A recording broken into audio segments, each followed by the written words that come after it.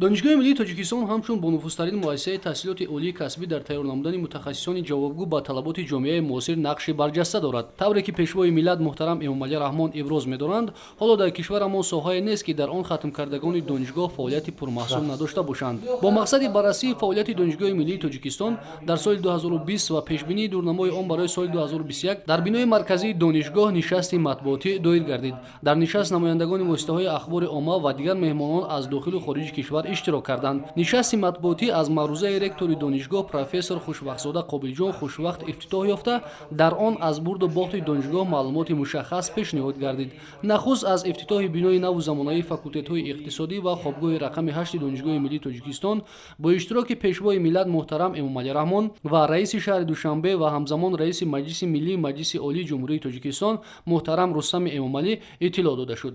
ҳамзамон дар ҳошияи сиёсати маорифпарваронаи пешвои миллат муҳтарам Эмомалӣ Раҳмон ҷиҳати рушди соҳаи маориф ва ҳавасмандгардонии ҳайати кормандону омӯзгорон аз ҳисоби маблағҳои махсуси донишгоҳ музди маоши кормандон ба андозаи 10% баланд бардошта шуд. раёсати донишгоҳ изҳор дошт ки бо мақсади боз ҳам баландбардоштани сифати таълим дар соли 2021 озмуни умумидонишгоҳии факултети сол, кафедраи сол ва донишҷӯи сол гузаронида мешавад. ҳамзамон дар ин ҳошия соли 2021 дар донишгоҳ соли рушди сифати таълим эълон гардидааст. соли рушди сифати таҳсилот эълон карда шуд. ин ба он мақсад аст ки яъне сифати таҳсилот дар донишгоҳи миллӣ баланд равад. барои ҷустуҷӯи истеъдодҳои нав на танҳо дар соли 2021 озмуни донишҷӯи сол гузаронида мешавад дар донишгоҳи миллӣ, инчунин кафедраи сол, омӯзгори сол, факултети сол низ гузаронида мешавад. аз мақсади асосӣ аз гузарондани озмун ин пеш аз ҳама ин рақобат байни ҳама донишҷӯёне ки дар донишгоҳи миллӣ таҳсил мекунад, ҳамчунин беҳтар шудани рафти умуман ҷараёни фаъолияти кор ҳам дар факултетҳо ҳам дар кафедраҳои донишгоҳ. омилҳои асосие ки баланд мекунад рушди сифати таҳсилота дар дилхоҳ муассисаи таҳсилоти олии касбӣ, ин пеш аз ҳама омӯзгор бояд, яъне ки омӯзгорҳои мо дошта бошем имрӯз ба талаботи замона ҷавобгӯ бошанд. худи омӯзгорон яъне ки пурра аз тамоми техникаву технологияҳои нав, забонҳои хориҷиро хуб донанд.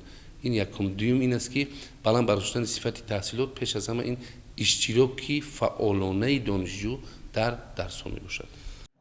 бо мақсади иҷрои дастури супоришҳои пешвои миллат президенти ҷумҳурии Тоҷикистон муҳтарам Эмомалӣ Раҳмон вобаста ба таъсис додани ихтисосҳои манбаъҳои таҳдидшавандаи нерӯ, яъне энергияи сабз, иқтисоди сабз ва иқтисоди рақамӣ дар мувофиқа бо Вазорати маориф ва илми ҷумҳурии Тоҷикистон шурӯъ аз соли таҳсили 2020-2021 дар заминаи имкониятҳои моддӣ техникии факултетҳои донишгоҳ ихтисосҳои иқтисоди рақамӣ ва иқтисоди сабз ташкил карда шуданд. яке аз самтҳои калидии фаъолияти донишгоҳ ки ба он диққати махсус равона гардид, ин робитаҳои байналмилалии донишгоҳ мебошад. дар ин замина омодагӣ ва гузаштани донишгоҳи миллии Тоҷикистон аз аккредитатсияи институтсионалии байналмилалӣ тавассути ҷалби агентии аккредитатсионии аврупоӣ яке аз нақшаҳои муҳими донишгоҳ ба ҳисоб мерафт. дар поёни нишасти матбуотӣ ректори донишгоҳ бо хушнудӣ ба самъи ҳозирин аз гузаштани донишгоҳи миллии Тоҷикистон аз аккредитатсияи байналмилалии ЭКА хабар дода, ин муваффақиятро як қадами устувор дар боло рафтани нуфузи ҷаҳонии донишгоҳ ва баланд бардоштани раванди таълим маънӣ дод намуд. гуфта шуд ки гузаштан аз аккредитатсияи байналмилалӣ